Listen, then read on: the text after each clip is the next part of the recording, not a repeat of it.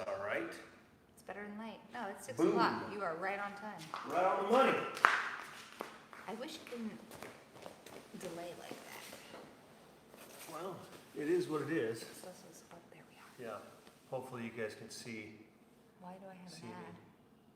Oh, because you're not signed in under me, so you have to watch an ad. Oh, I need to be I get signed paid in for under those. you. No, don't. No, yeah. I don't. To see the comments and answer. Yeah, you might want to do that. So sign in under me. So, we're live anyway. We're gonna get started here. Hope everybody's doing well, staying nice and, There we go. and happy Howdy, and Mike healthy. Noyce. And who you hollering at? Mike Noyce says howdy. Mike Noyce, what's up? So we're live on Facebook and YouTube at the same time.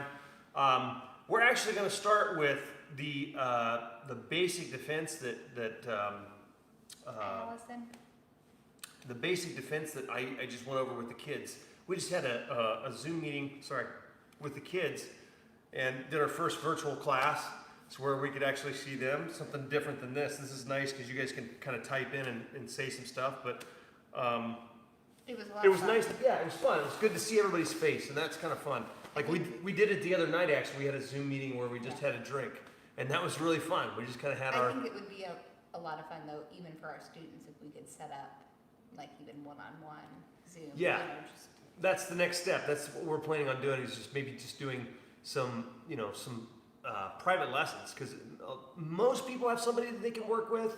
Not everybody does, and it's not as I know a lot of people are really, they're stressed out. There's so much craziness going on, and like for most people, jiu-jitsu is their outlet, and it's so hard because I still get a chance to enjoy it the way that I get to enjoy it. I mean, I've been doing this for 25 years, so it's not the same. I don't have the same sort of like.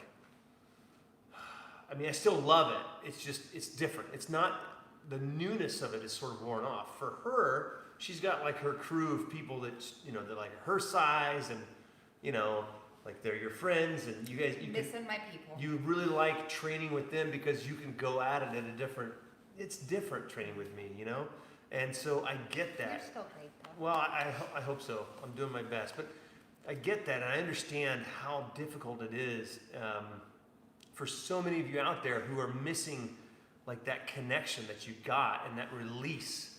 But all I can say is just stay strong, Like I was watching a video of we went to go see went to go visit my great aunt last July and celebrate her 100th birthday. And I was just looking at the video the other day, and one of the things she was saying, I just remember her always having a smile on her face. She was always a joy to be around. And I think it was her grandson that handed her the microphone and was just saying, "Hey, do you have any advice for everybody?" And she's just like, like life's tough, but you have to be good. I mean, I'm butchering it. I'll share it with everybody here soon, but she lived all the way to 100 years old, and She's what, 101 now? she will be. She will be in July. But still kicking, still sharp mind, and bless her heart. Because what I remember of her was always having just the most wonderful smile, and always a pleasure to be around. Always smiling, always laughing, and it was just some of the funnest times of my childhood was being around her and her family, and it was interesting. It just it was just a reminder, like life's tough, and sometimes you have to be strong. And right now you don't have that release of that thing, and we just have to be strong. We have to get through this. We'll get through it, and and we'll get back to training here soon and choking each other to the fake death. And so if there's any questions, We have a couple already. right on. Hello, Pittsburgh, Mr. James. Family food and barbecue. Yeah. It's Right going, on. It's going okay. We would love to be having some of your barbecue right now. Yes, we would, Josh. Yeah, absolutely. James would like to know, what is your favorite or your go-to move as an older practitioner? What are you saying? I'm old? Some of that. Okay. He said So he's a 56-year-old white belt. yes. So James, thanks for the question. Because what's fascinating is that what I used to go for, what my go-to move when I first, The first move that really just enamored me and I fell in love with was the triangle choke, because Dan Severn was this beast of a man. It was the first UFC that I watched live, and Royce fought him in the finals of UFC 4, and it was a crazy fight. It was like 15 minutes, 49 seconds. Can't tell, I've seen that fight a few times. Just a few. And Royce choked him out with the triangle choke. So it used to be the triangle choke. The older I get, the more I like being on top, okay? I would prefer to be on top more now. And, you know, I mean, the bottom, I'm glad that I have a good guard to rely on, and you know, that's an important thing. Everybody needs to develop good capability on the bottom. So I spend a lot of time on the bottom, but I want to be on the top. And so my go-to move, I can't say that there's like, if I were to say I have a go-to move now, my favorite move that I like to go for is super, super simple. Like if I'm on the back mount, rear naked choke. I'm always chasing the rear naked choke. If I catch the collar, I'll take that. But I'm always trying to shoot for the most effective techniques that we have. If you look at the history of martial arts, rear naked choke is number one, right? So if you can get their back, rear naked choke is what I'm going to go for. If the collar gets in the way, I'm going to use a collar choke for sure. But that's what I'm chasing is the higher percentage techniques. With the gi on, in the guard or even in the mount, my go-to technique now is the cross collar choke, and not the modified. Huh? You do that a lot. I do. I like this choke a lot because you don't have to give up much to go for it. Okay, so I'm gonna, if you can move your hair out of the way, you don't have to. Sorry. Yeah, I do. I don't want to pull your hair. So that's a different class, right? Different technique altogether. All right. So what I really like doing a lot, my favorite go-to technique is the basic standard cross collar choke. Okay, where my hand is in the collar here, the second hand comes under, I connect my hands, I rotate my palms up here like this. Now, what most people will go for is the modified cross collar choke. The modified cross collar choke is a fantastic choke. Let's turn this direction. Okay, so what it looks like is this. My forefingers are in on this side, and when we come over here, we're gonna go either just grabbing that material right there, or we're gonna go thumb in, make that, and we're gonna come in like this. That's a modified cross collar choke. What I'm talking about is 4 fingers in on both sides, here, okay? And so that is my go-to because of its simplicity. You don't have to open up the guard, but you can. That's what I go for more than anything now. I don't know if it's because you are where you are at in your journey, but I feel like you are able to be super sneaky with it. Like, that's the deal. That's what I get like that hand about in it. there super quick, and it's, That's what I love about it, because when you catch somebody in jiu-jitsu where they weren't expecting it, they can't see that second hand come in, and you get it. This is a superior choke. This one you can muscle it. This one is superior, but it's easy to defend if they see it coming. If they can't see it coming, boom. And the biggest thing there with setting it up, is using this arm to block their view of this hand. So when the opportunity's there, boom. I mean, there's a lot of details that are involved with it. But if this hand is in the right spot, this hand only needs to get deep enough to touch their neck, and you have a strong finish, because you can take away space on both sides. When both hands can do this, you can constrict the neck on both sides in a much more effective manner.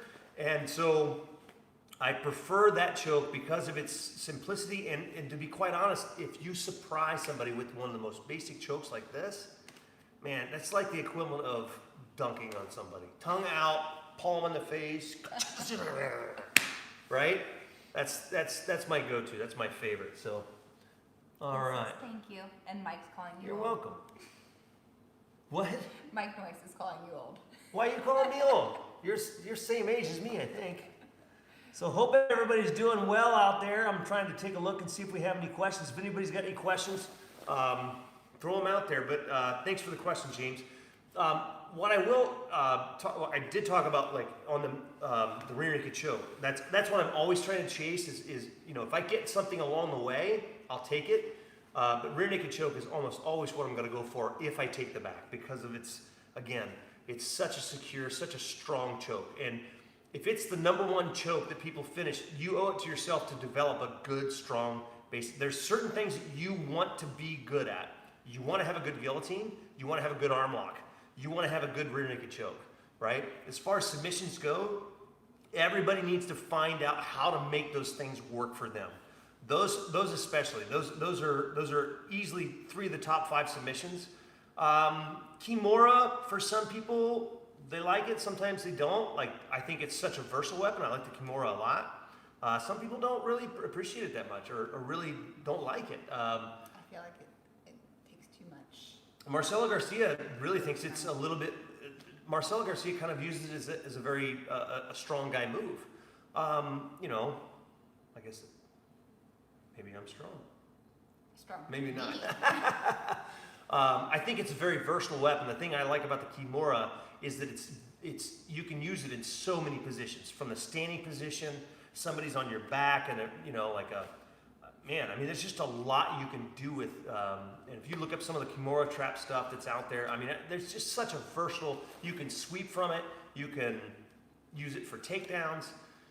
Gosh, it's just so many in so many positions. Half guard, side control, guard, you name it. It's just a versatile weapon. So I really like the Kimura. The triangle, I think, is another one that I think everybody should develop to a certain level. And don't forget, like, the triangle itself, I think, is one of the top submissions from the guard. But you can do it from the mounted position.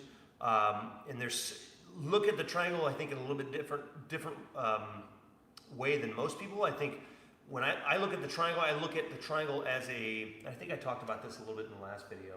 I look at it as a separate position all in of itself, right? You can wrist lock, you can shoulder lock, you can neck crank, you can sweep, you can strike, you can do so many things from the triangle position that I think everybody should develop that one too. So those are probably my top 5 as far as things that everybody should work on. Unrelated question: what kind of mic? Sorry, I need to talk. I was told at some point. Oh, what kind of? louder. You're supposed to speak up, Mandy. Yes. I can project my voice. What kind of mic for phone? So the one that I'm using right now, I'm right now, like, typically when I'm doing videos, I think some of you guys have seen some of the videos that I do. I have a full light set up, and I've got a Canon 80D with a Rode mic on top of it, and I've got all sorts of equipment to make it look professional. Right now, the objective for us is not to really have to worry about a whole lot of post-production or any of that stuff. It's to go live and do stuff like this. Right now, we're just using the shop lights that are there, an iPhone, and on the other one, it's my phone for the Academy. But what I have hooked up for the iPhone is Rode. I think it's a Rode video mic. I don't know. I'll put a link in the description later. It's tiny. It's a Rode. Looks like a poof ball. Looks like a little poof ball, but you don't need the poof ball. It's just a small directional mic. It's not very expensive at all, but really does help the quality of the sound. At least I think it does. Facebook, sorry, you guys are stuck with the phone mic. So what we're going to talk about now, I'm going to go over what I just showed with the kids class earlier, but it's super simple, and I think some people.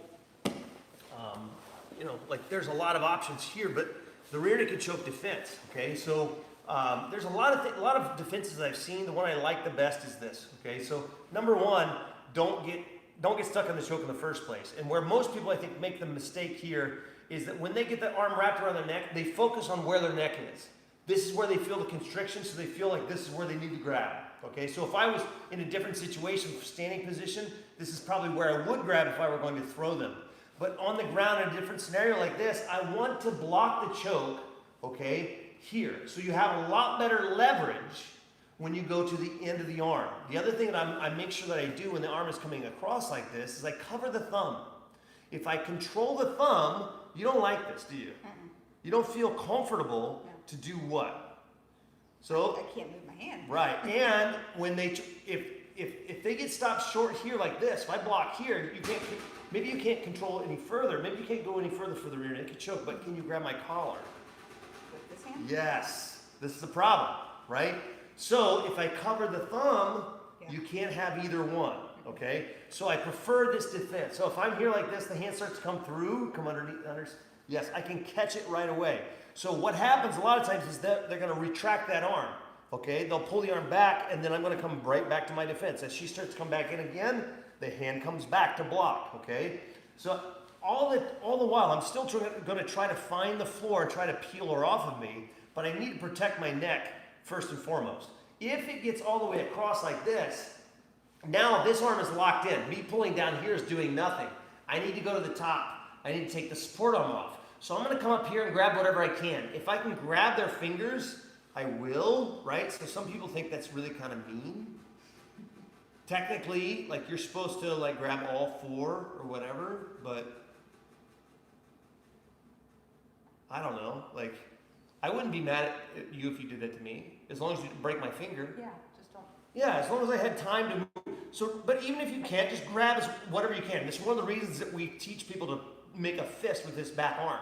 Okay? So even if she makes a fist, I still have a chance. I bring this arm out. Both my hands come up. I bring this arm out. Now I'm going to pull it down. Now you can, I wouldn't get fancy with this. I used to try this when years ago, but you can get fancy with this and turn the palm up, and you can actually arm lock them here, okay? I don't like that anymore. I'd rather protect my neck. I focus on protecting my neck. So both my hands come to the end of the lever. I pull it down, I sneak the arm out, and I'm gonna pinch it tight. I'm already gonna start falling to that side as I'm reaching to grab this hand to pull this one down. So we take the top arm off, wrap over top of it, and now we're gonna start turning and finding the mat. So we just covered that with the juniors class online on the Zoom. I figured we'd kind of throw that out there. Let's see here. Any other questions here? How we doing on time? 6:17. How's everybody doing? Greg Smith joined. We got some people watching. So if you guys have any questions or comments, kind of throw them up there. Doesn't have to be jiu-jitsu related. We can talk about my mic setup and whatever else. So let's see here. All right. Okay. So we are getting, So how far are we into the apocalypse here? A couple weeks? Just past a couple weeks. It's been since. I don't know. I forgot what day it was today, so I'm not the right person to ask. You did forget. We had to venture out and we had to venture out to the store and Mandy thought it was Monday. So we're that far into the apocalypse. We're not sure what day it is. So let's see here. All right. What we can do, we can just start doing some techniques here, and then kind of see if anybody has any questions. Do you have any questions? I always have questions. You always have questions? All right. Let's see. How about this? Let's go over the collar choke defenses, okay? So basic collar choke. Do you remember standard variation? Okay. We can get fancy here in a little bit. Start from the. Yeah, there we go. Good. Okay. So you have a seatbelt position. Okay. You got one arm under, one arm over. Good. Okay. Now this hand is going to feed this one. You're gonna keep this one down here. You're going to open it and you're going to feed that opening part. Come in. There you go. Good. That's it. This opening part is really helpful because it's going to turn the lapel like this. So what you want to do is open like this. So you see how my grip is here? Yes, good. That part right there is really important. So you get a really solid grip. So if you guys can see, it's very difficult to get a close up here. We don't have 3 cameramen over here to kind of help us out. But if you can take your hand out for a second, if you'll see what I'm doing here, when you open up the lapel like this, it allows your fingers to reach in like this and get, so when the thumb goes in, because like this here, go ahead and let go for a second.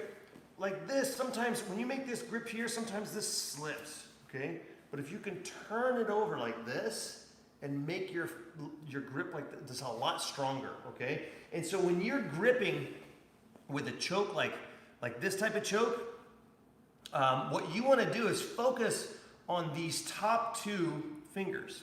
Okay, so you're not just grabbing like this. Okay, so you're gonna hold it like more like this. So your wrist is nice and bent. It has a good structure to it. Okay, so it's a little counterintuitive. So you're not just squeezing as tight as you can. You're allowing the wrist to turn. So when you open and you feed, you got a good grip there. So start here under. You're gonna pull it out, and you're gonna take the slack out. That's it. Good. Now once you get a good grip here, now you're gonna come down here. You're gonna grab the far side. And then you're gonna straighten this. You're gonna take that slack out. Now to finish the choke, this is old school. You're gonna straighten your arms and you're gonna finish here. I say old school, but Roger Gracie, just a few years ago, choked out Marcus Buchecha with this choke, okay? So let's watch it again. We're here, you're gonna open it, you're gonna come underneath, feed it, good. You're gonna get a good grip, okay? Now you come down to the other side, you're gonna stretch here. Now start straightening the arm. Yes, very good. Couple things. Early prevention. Once the hand gets inside here like this, and let's see where, if I can get my head to the floor, okay, if I can get down here like this, I can untie the knot. Now I can beat this choke before it gets locked in, all right?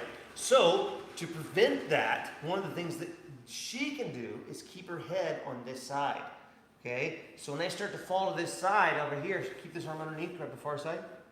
She makes it difficult for my head to get to the mat. The next thing can make it difficult. She's gonna put the foot here, and she's gonna bring this up nice and tight across my belly. So she pushes down on my hip.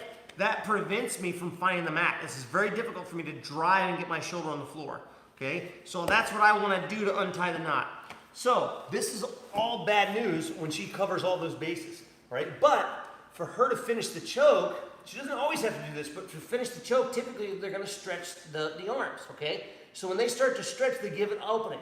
All right, now, if we take a look at the mechanism of the choke, again, when we were talking about the rear naked choke defense, if I grab here, this is not very effective, okay? It seemed like it for a second because where the hand is. Okay, well, I'm getting the hand, but the mechanism of the choke is here is because of the lapel, she has the grip here. Now this is working differently than a rear naked choke. You see that? That arm goes back. That's what I need to deal with this.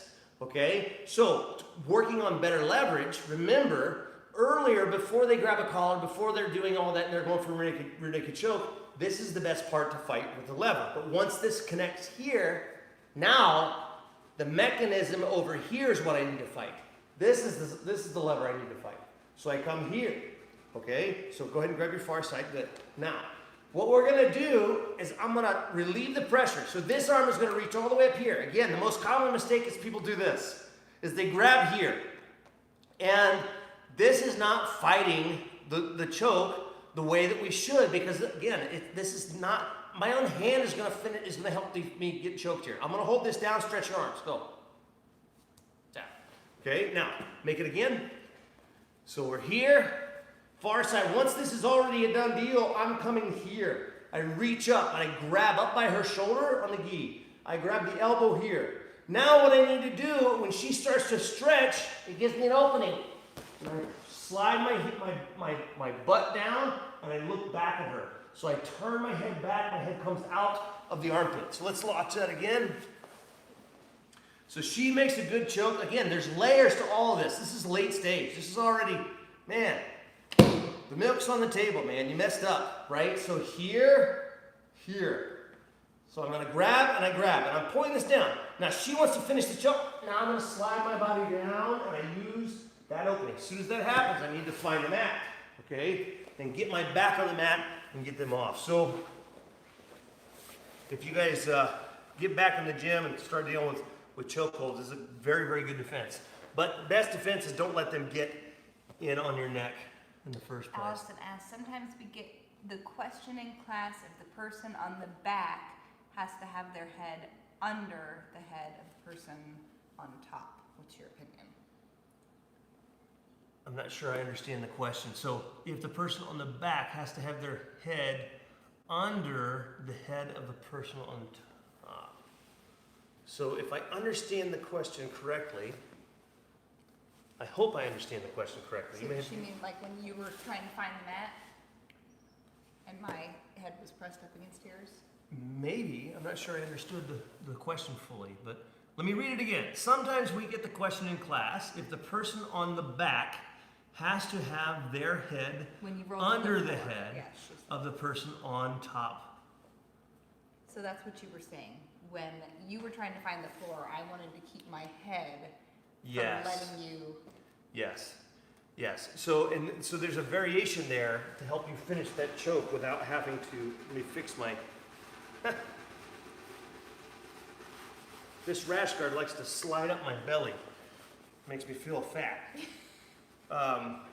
So there is a variation of that choke that you can do to kind of mitigate the person trying to escape. So what you can do here, all right, because we want to keep that good head position. We don't want to lose them.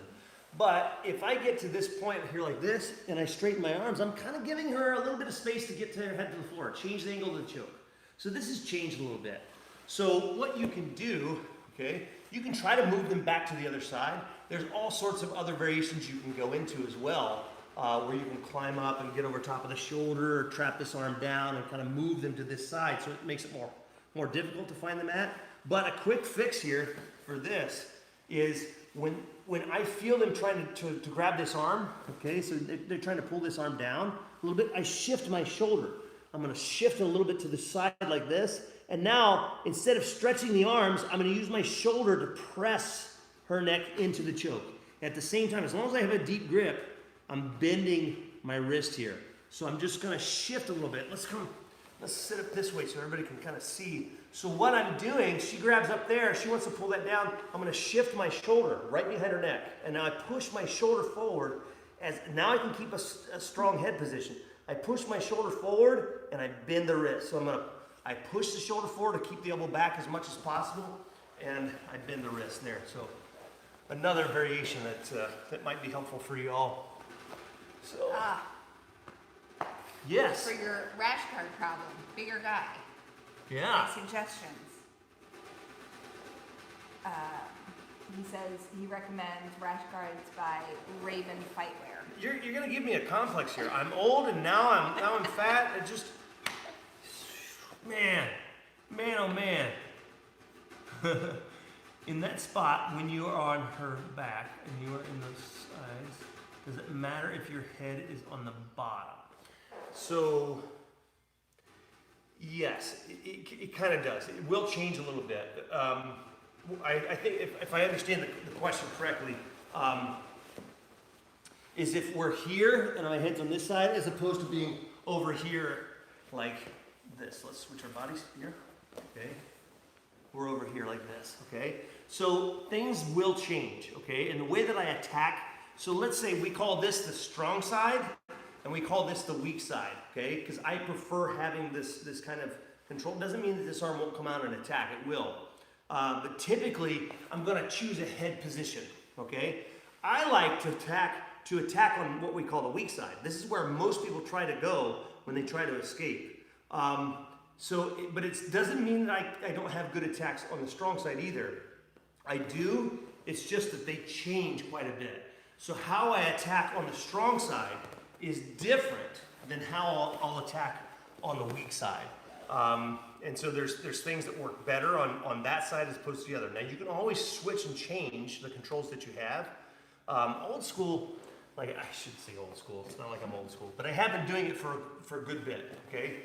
But we were never really taught the seatbelt early on, okay?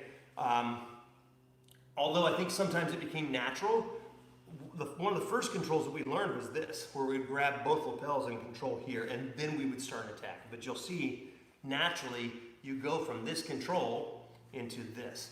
And one of my students, Casey, really likes this type of control. She's a smaller person, and it ends up working out well for her, just to keep the back control, because sometimes it's hard for her to keep a seatbelt the way that I can. So I'm like twice her size, though. So Maybe 3 times. maybe 3 times. Not calling you fat. And James You wasn't, are! James wasn't either. He was calling himself fat. No, he wasn't. He was. Larger. No, You said he larger. said he was not calling you fat. Thanks, James. No complex at all. It's all right. So, How much time we got there? We're at 6:30. I think we're good. If you guys don't have any other questions, I think we'll call it for an evening. But meet us back here Thursday. We'll do the same thing. We'll have some more Q&A. Maybe we'll have a better plan as far as techniques. But we'll start throwing some stuff out there. Maybe start with a theme and kind of just go from there. But yeah, if you guys have any questions, any comments or whatever, just throw them in the comment section, and we'll try to address them Thursday. And yeah, that's it. Thanks for joining us, everybody. Yeah. Stay healthy. Yes. Stay safe.